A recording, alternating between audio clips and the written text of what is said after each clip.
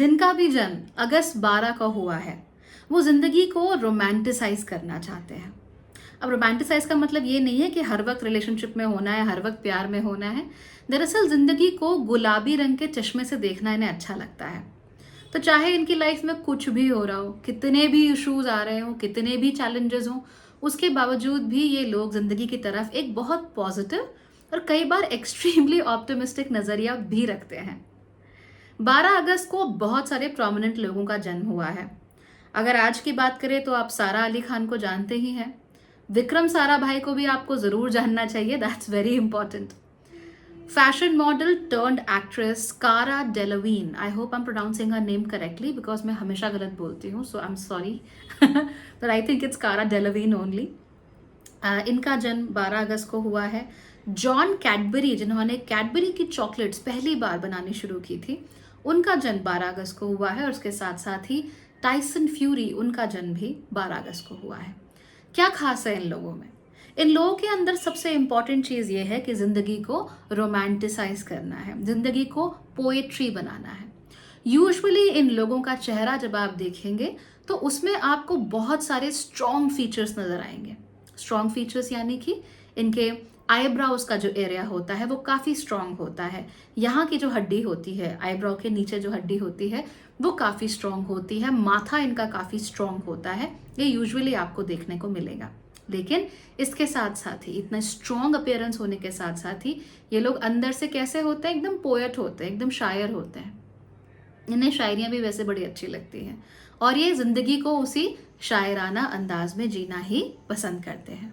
आप एग्जाम्पल लीजिए, चाहे सारा अली खान हो, चाहे कारा डेलोवीन हो, तो कारा और सारा दोनों के ही चेहरे में यहाँ पर आईब्राउज में जो विजुअल वेट है, यानी कि अगर आप उनके चेहरे को देखें तो पहली नज़र उनके आईब्राउज की तरफ जाती है, ये बहुत ज़्यादा है।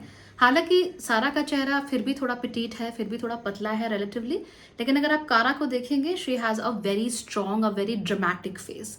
उनका जो पूरा अपीयरेंस है वो बहुत ज़्यादा ड्रामेटिक है इन अ वे, लेकिन उसके बावजूद भी उनके अपीयरेंस में एक थोड़ा सा चाइल्डिशनेस, थोड़ा इनोसेंस, एक शायरानापन है। ऐसा लगता है कि आसमान से कोई सेलेस्टियल बीइंग धरती पर आ गई है और धरती पर आकर मॉडल बनकर या एक्ट्रेस बनकर she is a part of this entire world. तो there is something just unique about her. ऐसा कुछ है जो कि आम लोगों में देखने को नहीं मिलता या आम लोगों में जानने को नहीं मिलता। So of course there is something very unique and very poetic about her. So even though she is a model with sharp features, still she's still very very poetic. अब विक्रम साराभाई के चेहरे को भी देख सकते हैं। This face belongs to a man जो कि जानते हैं वो क्या कर रहे हैं, जो जानते हैं कि उनके सामने कितना बड़ा चैलेंज है और उसे पाने के लिए उन्हें क्या क्या करना पड़ेगा। So a very methodical man undoubtedly. लेकिन उसके बावजूद भी जब आप उन्हें गौर से देखेंगे तो चेहरे में एक पोएटिकनेस आपको नजर आ जाएगी, उनके अंदर एक पोएटिक झलक आपको हमेशा नजर आएगी। और इसी पोएटिकनेस की वजह से क्या होता है कि ये हमेशा अपनी जिंदगी में बुरी से बुरी सिचुएशन में भी कुछ ना कुछ अच्छा करके ले आते हैं। तो अगर इनकी जिंदगी बहुत खराब चल रही है, बहुत बुरी चल रही है, इश्यूज ही इश्यूज है, चैलेंजेस ही चैलेंजेस हैं, बहुत सारे लोग होते हैं 7:30 में एकदम बिखर जाते हैं, ये लोग नहीं बिखरते। So they know what to do, they are very methodical about it. इनको मालूम है इन्हें क्या करना है, कैसे करना है, कब करना है, क्यों करना है, कब कौन से स्टेप्स लेने हैं, but that is also very poetic. जैसे कई बार जब मैं खाना बना रही होती हूँ ना, तो मैं अपने दिमाग में कुकिंग शो होस्ट कर रही होती हूँ। अब हमने थोड़ा इसमें प्याज डाला, अब हमने इसमें थोड़ा सा नमक डाला है एंड ऑल दैट। लेकिन ये लोग जो होते हैं ये अपने दिमाग में हीरोज जर्नी पे जा रहे होते हैं। यानी कि आपने पुरानी फैंटेसी स्टोरीज पढ़ी होंगी ना, जहाँ पर एक हीरो होता है, उसके पास कुछ नहीं होता, फिर वो ट्रेनिंग करता है या उसे एक्सकैलिबर सोर्ड मिल जाती है, उसके बाद वो एडवेंचर्स पे जाता है और एक के बाद एक चैलेंजेस को पार करके फाइनली टावर में कैद प्रिंसेस तक पहुंचता है और उसे अपने अपने राज्य में वापस लेके आ जाता है, थिंग्स लाइक दैट। तो इस तरह की चीज़ें बहुत ज़्यादा होती हैं क्योंकि इनके दिमाग में ये हमेशा वो हीरो होते हैं जिसके पास एक तलवार है, एक घोड़ा है और उसके सामने दुनिया भर के चैलेंजेस हैं और उन्हें उनसे लड़के आगे बढ़ना है। और अपने दिमाग में ही धीरे धीरे ये वो हीरो बनते चले जाते हैं। तो somehow somewhere they are acting like action heroes in their own minds. That is the reason why परेशानी कोई भी हो, इश्यूज कोई भी हो, ये लोग हमेशा उससे लड़के आगे बढ़ जाएंगे। अगर इनमें सैजिटेरियन इन्फ्लुएंस बहुत ज़्यादा है या पाइसियन इन्फ्लुएंस बहुत ज़्यादा है, फिर तो ये चीज़ें एक्सेसिवली इनके अंदर होती है। यानी ये need to be the hero in many situations.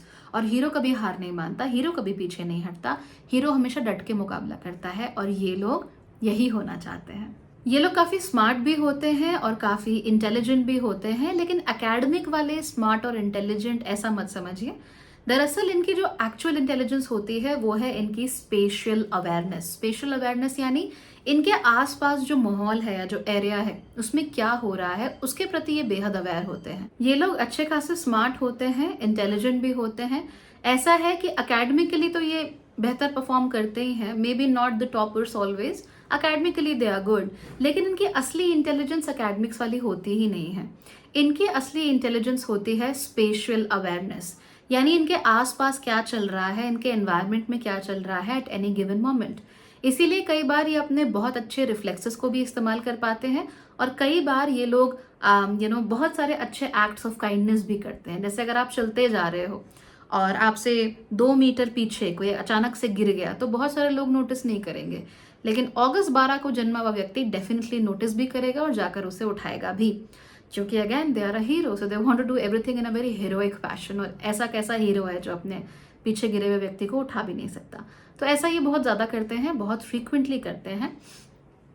इनकी वाइब बहुत हैप्पी होती है, यानी very happy vibe, very chilled out people, हमेशा खुश रहते हैं, और इसकी वजह से अलग अलग तरीके के लोग इनकी तरफ आकर्षित होते हैं। इनकी जो कंपनी होती है हमेशा बड़ी it's a patch work of people, अलग अलग टाइप के तरह तरह के लोग इनकी कंपनी में होते हैं। हालांकि पर्सनली ये लोग हमेशा आर्टिस्टिक लोगों को प्रेफर करते हैं, तो वो लोग थोड़ी शायरी कर सकते हैं, थोड़ी पेंटिंग कर सकते हैं, थोड़ी ड्राइंग कर सकते हैं, थोड़ी सिंगिंग कर सकते हैं। उनके साथ इनको नेचुरली ही बहुत अच्छा महसूस होता है, और ये उन्हीं के साथ अपना ज़्यादातर समय बिताना प्रेफर करते हैं। That's what they like. इसके अलावा इन लोगों में आप ज़रूर नोट करेंगे कि ये हमेशा धोखे बहुत खाते हैं रिलेशनशिप्स के मामले में या दोस्ती के मामले में। इतना अच्छा होने के बावजूद, इतनी अच्छी स्पेशल अवेयरनेस होने के बावजूद, ये लोग कई बार लोगों को डिस्टिंग्विश नहीं कर पाते कि ये वाकई में दुखी हैं या सिर्फ दुखी होने का नाटक कर रहे हैं। देखिए, लेट्स बी ऑनेस्ट, दुनिया में 2 तरह के लोग होते हैं। एक जिनको वाकई कोई दुख होता है, कोई परेशानी होती है, और एक वो जो अपनी दुखों और परेशानियों का गाना गाना बहुत पसंद करते हैं। और जो लोग गाना गाना बहुत पसंद करते हैं वो इनके आसपास बहुत आते हैं, क्योंकि इनकी एक तो हैप्पी वाइब है, दूसरा ये हर एक को सुनेंगे, स्पेशली बहुत अवेयर रहते हैं। तो कोई अगर रो दे या कुछ कर दे तो इनका नेचुरली ध्यान उनकी तरफ चला जाता है। तो ये लोग क्या करते हैं, इन्हें अपनी राम कहानी सुनाते हैं, रोते हैं, और हमेशा बड़े फैंटास्टिक लाइज सुनाते हैं, right. So they are also imaginative. So कोई आके और अपनी बड़ी बड़ी सॉब स्टोरीज, बड़ी बड़ी इमेजिनेशन की कहानियां सुनाने लगे कि मेरे साथ ये हो गया, फिर ऐसा हो गया एक्सट्रीम में, फिर ऐसा हो गया एंड ऐसा हो गया। ये लोग बड़े उससे फैंटिसाइज हो जाते हैं, सोचते हैं कि oh my God, something is wrong and as a hero I need to protect them, I need to take care of them, या मुझे इनकी मदद करनी चाहिए। इस तरह की चीज़ें इनके दिमाग में फिर चलना शुरू हो जाती हैं। फिर जब चलना शुरू हो जाती हैं तो ऐसे लोग इनको बहुत यूज़ करते हैं, इनकी अच्छाई का, इनकी भलमनसाहत का बहुत फ़ायदा भी उठाते हैं, फिनेंशियली भी इनको रुइन करते हैं, और इमोशनली भी इनको बहुत रुइन करके जाते हैं। इसीलिए हमेशा ये याद रखिए कि who needs help and who needs attention 2 लोग होते हैं अलग अलग तरह के, और दोनों में फ़र्क होता है। क्योंकि आप एक बहुत ही हैप्पी किस्म के इंसान हैं, तो आप कोशिश करते हैं कि आपके थ्रू दुनिया में खुशियाँ ही खुशियाँ फैलें। तो आपके स्कूल के जो सबसे कूलेस्ट आर्ट टीचर हैं या स्पोर्ट्स टीचर हैं वो इस कैटेगरी में आते हैं। आपके कॉलेज के सबसे कूल प्रोफेसर इस कैटेगरी में आते हैं। एंड जिन भी लोगों से आप मिलते हुए कूल अंकल्स, कूल आंट्स, ये सारे इस कैटेगरी में आते हैं। Let's take the example of John Cadbury. तो जॉन कैडबरी जिस समय पर एक मर्चेंट थे, एक दुकान चलाते थे, as far as I remember, मैंने बहुत पहले पढ़ा था, नाउ फैक्ट चेक। तो उनको सडनली वन डे उन्होंने चॉकलेट जो कि काफ़ी कड़वी होती है उसमें दूध मिलाकर उसको मीठा कैसे बनाया जाए या पैल्पेबल कैसा बनाया जाए, ये उन्होंने फॉर्मूला ढूंढ के निकाला। और उसके बाद से कैडबरी मिल्क चॉकलेट का जन्म हुआ, जिसको आज हम डेयरी मिल्क के नाम से भी जानते हैं। सो अगेन मैं बस एक स्टोरी बता रही हूँ जो मैंने शायद तब पढ़ी थी when I was 7 or 8 years old। तो एग्जैक्ट प्रोसेस तो मैं भूल गई, बट ऐसे ही कुछ था। सो उससे क्या हुआ, बहुत सारे लोगों की ज़िंदगी में खुशियाँ आई, राइट। चॉकलेट ज़्यादा अफोर्डेबल हो गई, चॉकलेट ज़्यादा ईजी टू ईट हो गई, चॉकलेट ज़्यादा इंजॉयबल हो गई. So it brought happiness to a lot of people. तो ठीक वैसे ही आप भी लोगों की ज़िंदगी में हैप्पीनेस लाना चाहते हो, लेकिन 2 बातों का हमेशा ख्याल रखना. पहली बात ये कि भाई आपका काम नहीं है हर किसी को खुश करना. It's not your personal responsibility. खास तौर पे ऐसे लोग जो कि खाली अटेंशन चाहते हैं, तो दोनों के बीच में फ़र्क करना सीखो.